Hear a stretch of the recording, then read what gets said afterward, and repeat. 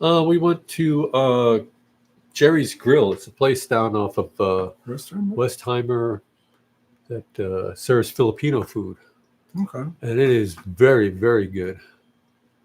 Yeah. Guess he must have enjoyed that. Oh, we all did. It was a friend of ours going away. She's going up to. Uh, Her daughter is in the service. She's in the medical branch, and she's being transferred out to El Paso. She'll do like 3 more years there, and then she'll be assigned another location. So, yeah, I see somebody on. Oh no, they just got off. We're a little early. Yeah, just making sure everything is working correctly. 3 years in El Paso can be long. Well, I don't think she's gonna. I think it's more like 3 months in El Paso, and then they're going to transfer either to Houston or someplace in the United States, maybe Bethesda. But she's doing her army stuff. Howdy, I see somebody out there. If you're a subscriber, you can text us and you can let us know if you can hear us okay. I would appreciate that. Oh, no, on and off, on and off. Well, here it is. It's noon. Well, here we are, folks. Welcome to the Behind the Scopes podcast.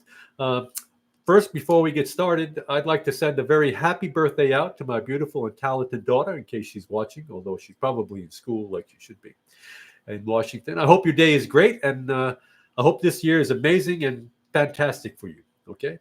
Also, there's another happy birthday I'd like to send out to Ronnie Wimberly. He happens to be one of our editors on the show, and he's doing a great job editing a lot of the footage for us, him and his dad.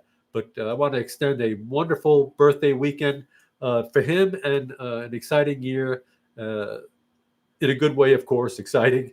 And we're actually going to have dinner with him this afternoon, and it'll be an amazing time. Now on to our business. Hey, everyone who subscribes to our channel, thanks a bunch. Please give us videos a thumbs up. If there are any things that you would like to see us cover, just email us, DM us, or post us with a page. Bob and I try to watch every single day, so we'll get back to you as soon as possible. For those of you who were on the fence about subscribing, if you're an aviation enthusiast, we'd love for you to join the community and share our channel with others who share this passion. So here's the thing. We have as many, we haven't made any money yet, even with 30,000 subscribers. We only have less than 500 watch hours. That's a bit of a bummer, isn't it, Fred? I mean, we're not giving up, though. This is the thing. We're not going to give up. And as Chief Dan George from the Outlaw Josie Wales would say, endeavor to persevere. Well, Geswanes Salute from the Telswawantag First Nation. We will take that message and continue on. And yes, that's his real name for actor Chief Dan George. I don't know if you got to see that movie, but The Outlaw Josie Wales is one of my favorite movies. Yeehaw. So I want to talk a little bit about March 24th, which is tomorrow, at the Lone Star Flight Museum. We will be hosting from 10 o'clock to about 3:30. That'll probably be our wrap time. Interviews of air traffic controllers. We have some amazing people coming down. I've got Dan Flores, a helicopter pilot, Apache pilot. He's got a couple of movies out there also. And then we've got a good friend of mine, Jack Overfield. As you know, he was in season 1, and he's definitely an avid supporter of the channel. And we enjoy having Jack out every time. And he even said he's bringing his wife Cherie out. So that's going to be exciting for us to meet her again. She's a lovely woman, and Jack is a really enthusiastic on our channel and a really good guy. So a lot of people coming out. There's Chris Heston that's going to be coming out, and of course Fred and I will be out there. We'll have a crew of about 7 people live broadcasting at times from this channel. So if you happen to be cruising by, check out and see if we're broadcasting, and you can watch us live. And I don't know if you'll be able to interact or not. I'm not sure if somebody will be at the controls. But right now, if you're a subscriber, you can chat with us and you can let us know how you're hearing us. We would appreciate that. Non-subscribers cannot text in, but if you are a subscriber, you can text in. And then I'd like to do one more thing. I'd like to move into my huckster phrase. So right now, as you can see, I'm taking my hat off because I want to show you this lovely T-shirt that was designed by none other than Peggy Shuffler. That's Fred's wife. We have made a bunch of these, and we will eventually be selling them on our site. If you're a subscriber, you can get them for the reduced price of $22.50. And if you're a non-subscriber, they'll be $25 a piece. That does not include tax or shipping. That'll have to come out of you. But if you're down at the Lone Star Flight Museum tomorrow, we can sell them to you there because we'll have a whole bunch of them. Sizes from medium to 2X. All right. And we really think that the shirt came out great. You guys can weigh in if you like. We even have a little QR code on the sleeve that works. So if you're trying to tell somebody how to see us or how to reach us, you can just have them hit your QR code, scan it in, and they'll be able to go right to our channel. So remember to like, subscribe, and thumbs up. Share this with other aviation enthusiasts or anybody else you think that travels and would like to see what air traffic controllers, well, at least the retired ones, are really like. Every day, thousands of men and women work tirelessly to keep the nation's airspace safe and efficient. These skilled air traffic control specialists are like the guardians of the skies, guiding pilots, their planes, and 2.7 million passengers who fly every day from taxi to takeoff and back again. They earn a good living with an average annual salary of around $27,000. As they gain experience, their salaries increase. More experienced controllers can earn even more depending on where they work and complexity of the airspace. Again, as they get more experience, they can move from one facility to the other, and the busier facilities have higher salaries. So as a federal employee, air traffic controllers, they get fantastic benefit package. I mean, I cannot complain about the insurance package. I have medical insurance package, my retirement package. I retired at age 50. I was under the old system, CSRS, the civil service, but the new system is just as good. Thrift savings plan, and that thrift savings plan, if you put in, I think it's up to 7 or 8%. Not exactly sure. The federal government will match you, and that is tax free. You don't pay anything on that until you go to withdraw that. So if you retire at age 56 or 59, because I understand they're going to extend the retirement age, when you withdraw that at age 59 and a half, you'll be withdrawing at a reduced tax rate than when you actually got the money. So not only will your money have grown over the years because of the interest that you would have earned, but you'll also get a reduced tax withdrawal on it. I mean, it's a plus. Your insurance will carry over to when you're retired, so you just cannot beat the retirement package. Most of the time, I bet you it's better than private sector, the private sectors. Okay, there is a variety of these insurance plans. You get leave time, flexible spending accounts. Say you have children and you want to put money into your flexible spending account for health care for your kids or babysitting, nursery care. You put that in there up to $5,000. It was at my time. I don't know what it is now. But when you withdraw it, it's tax-free, and it pays out tax-free to your to whoever you're sending this to the daycare or the school. So what's that? I was going to say beneficiary. Yeah, to whoever whoever is you're paying for, any of your family members. Okay, but most of the controllers that are out there work full time. So when you're in the agency and you're working, the facilities are 24/7. Okay, so you might have to work night shifts, different day, night, evening, mid shifts, and you'll be on kind of a rotating schedule, like maybe 2 days, 2 swings, 2 mids, or 1 mid, and then you're off. Some of the schedules are accelerated where you'll get almost 3 days off in a row. Others are a little lighter where you'll get the 2 days off, which I would prefer because that 3-day compressed schedule is a little tough. But for the most part, your shift work will be rewarded because you'll get differentials. You'll get night differentials starting after 6 o'clock till 6 in the morning. You'll get Sunday pay. uh, additional money that goes on top of whatever you're earning. And then there's always the benefits for holidays. How many federal holidays do you get paid for now? Is it 10? I believe so. See, the 10 or 11 federal holidays. Imagine that. 11 days of the year, you're automatically going to get an additional day added to your pay.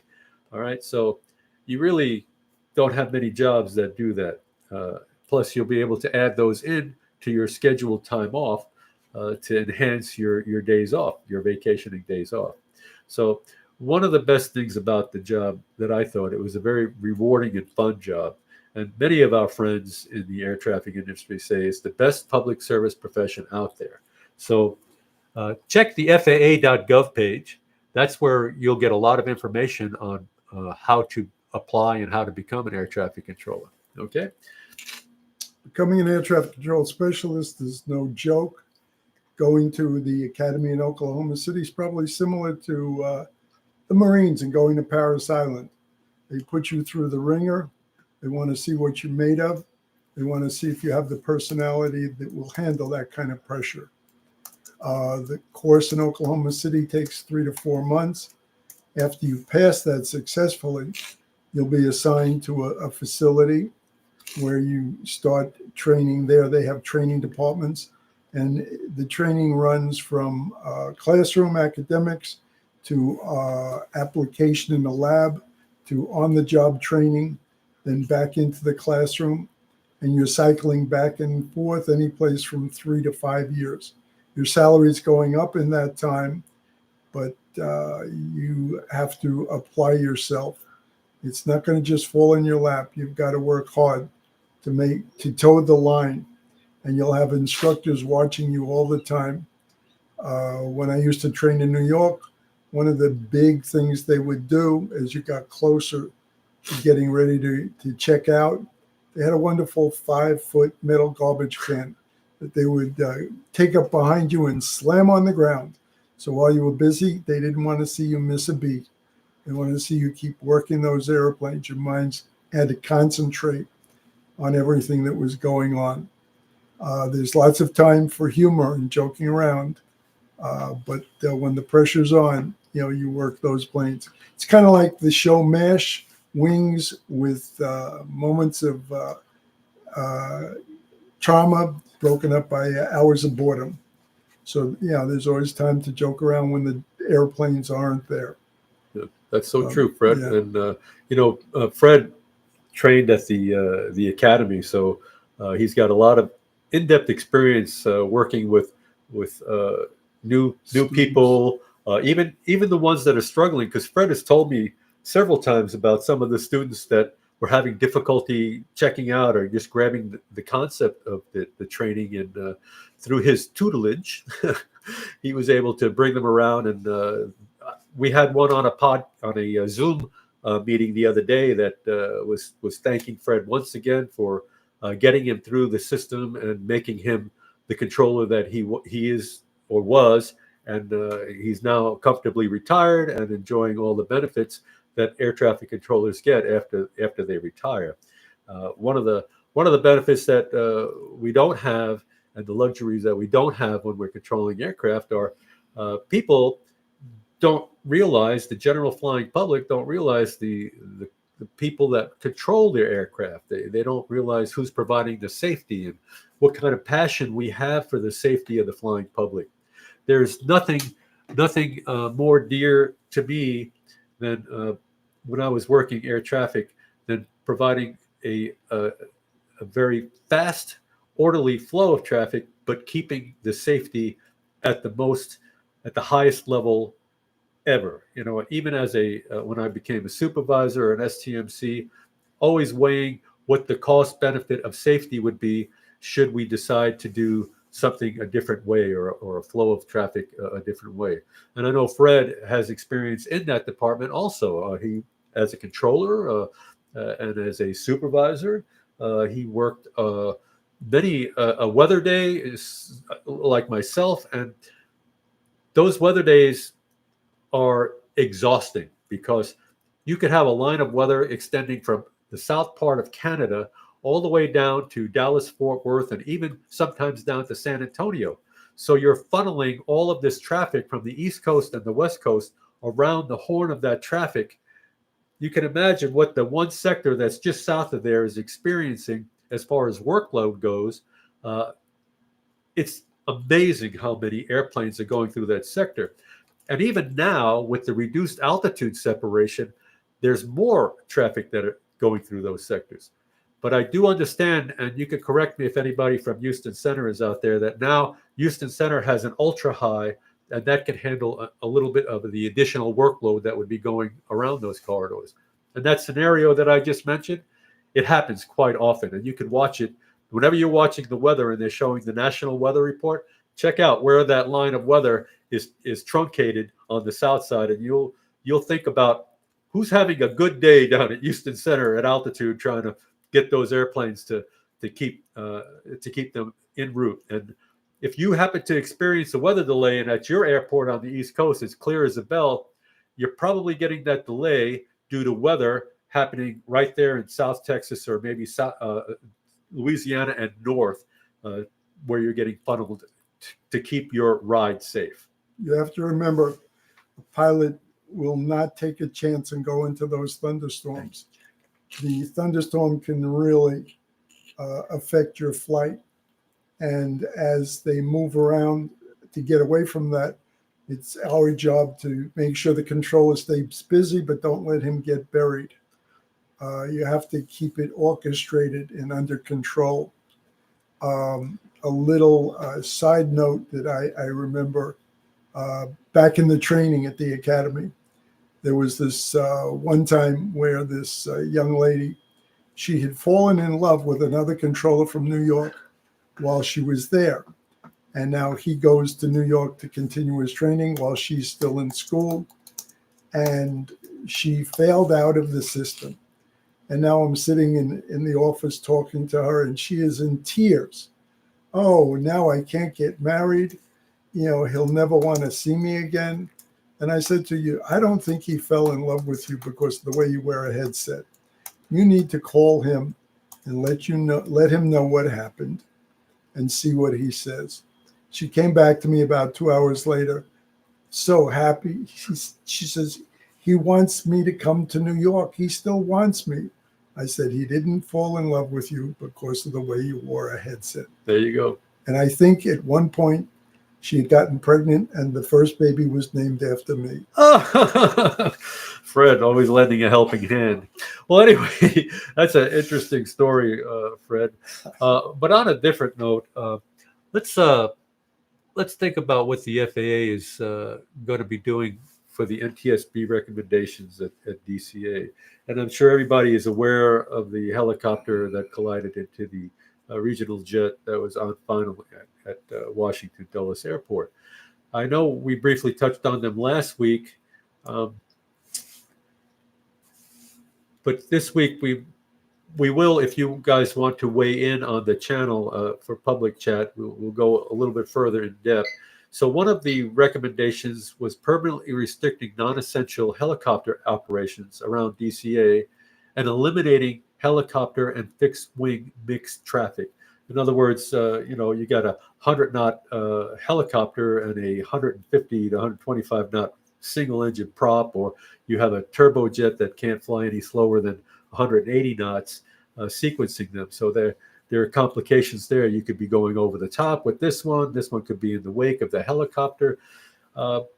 It's a good recommendation and probably should have been sought a long time ago to fill that. But knowing the way the airspace is structured out at Washington, D.C., there's a lot of helicopter operations because of the Congress and Senator and, of course, President needing to get around from point A to point B, and the form of transportation on the ground is usually congested roads. So I know that they'll work through that, and eventually they'll come up with a very good solution and a very safe one, right, Fred? Oh yeah, they'll take that and make a few new regulations to keep those planes apart. Right, and then we have permanently closing the Route 4 between Haynes Point and the Wilson Bridge. Evaluating different alternatives to that particular procedure. So this is where I believe that the helicopter problems came into play. Um, you can't really think about clearing somebody to land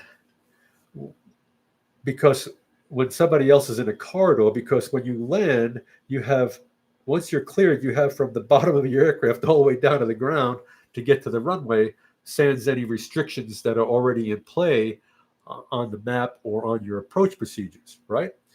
But this aircraft was clear to land, and you have this helicopter that said he had this other aircraft in sight, but did he really have this guy in sight and not the one behind him?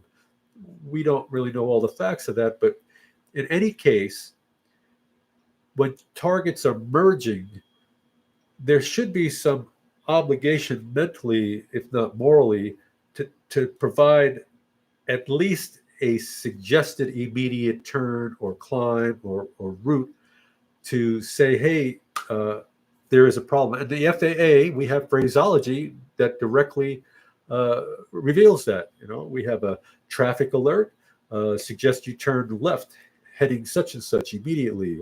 And the only reason why it's a suggested heading, because should the pilot already be in an operational turn, you don't want to make him do something different than what he's already doing to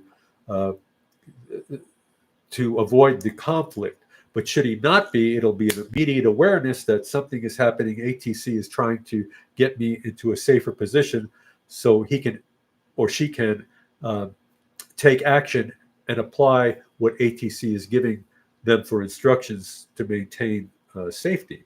So anybody have any feelings on that either way out there? Just you could answer us in the chat room if you're a subscriber. A little sideline, you have to remember the controller is trained to do three-dimensional thinking in between these aircraft to keep them apart. So,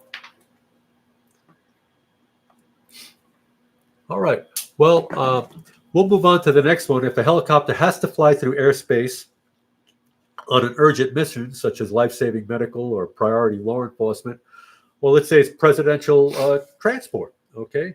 The FAA will keep specific distances away from the aircraft, okay? So anybody operating, they will, I'm not sure how they're going to do that, if they're going to assign one person to monitor that flight or control that flight to get around aircraft or do some kind of a electronic point out to the sector. But in general, if I was working a aircraft and I'm going to have this helicopter transition my airspace, I'm going to be talking to that helicopter also at the same time, so I can apply some kind of control procedure should it become necessary.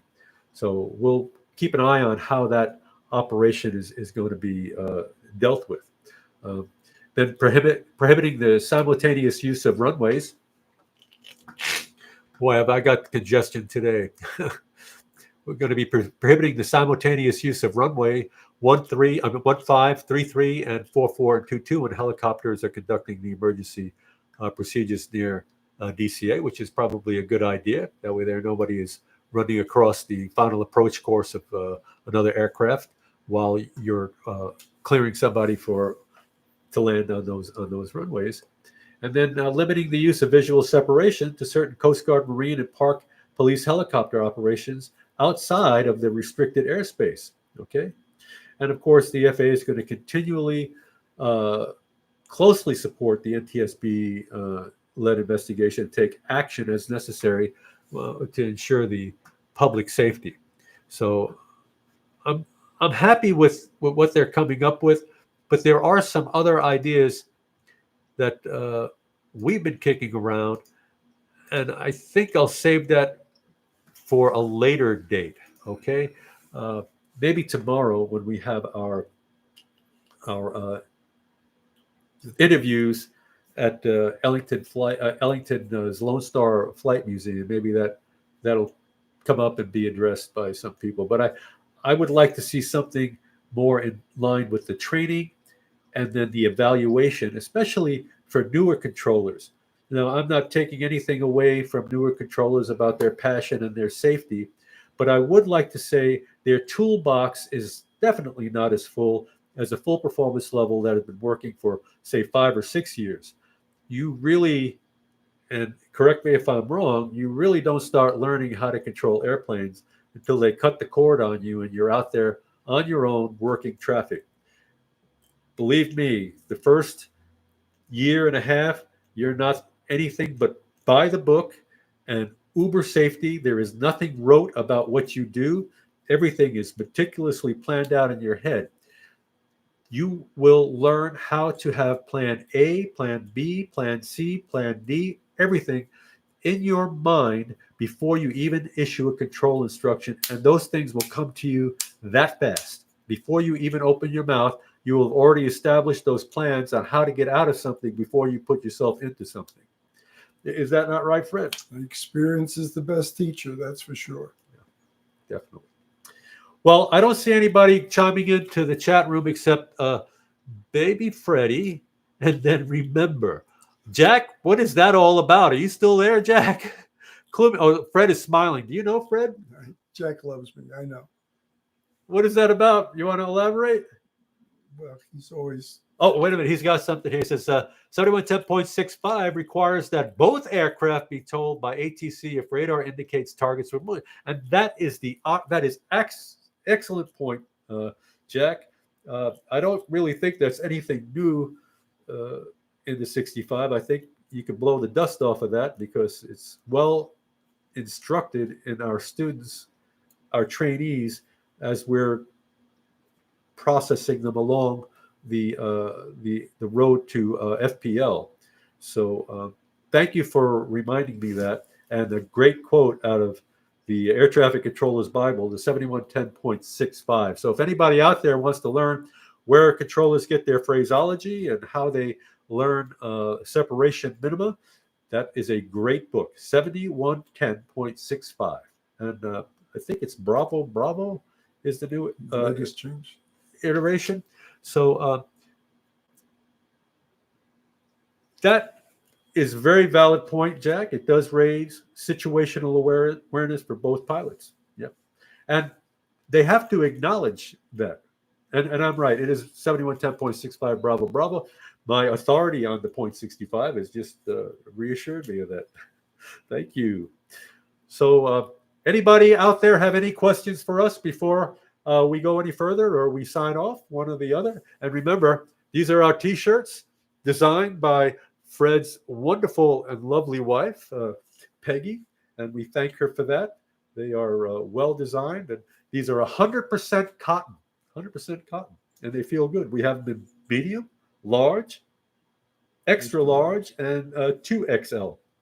And we'll make accommodations if you want a small or anything bigger than that, okay? So, and yes, Jack, you could be our model tomorrow in your shirt. So, well, having said that, thank you all for joining us. I appreciate you all very much, and I hope you enjoyed the channel. Please weigh in on anything else that you would like to see or like to hear about, because this channel is not just us, it's about you, and hopefully it's about the general public watching us and seeing how we are, and especially about safety and our passion for air traffic. So thank you for watching. Fred? Have a good week. Be safe. All right. Well, you heard it from the Fred Meister with the Akubra. Oh, and I got to put my hat on. Here we go. And as we say down here in Texas, y'all be careful now. You hear? Bye now. Ciao.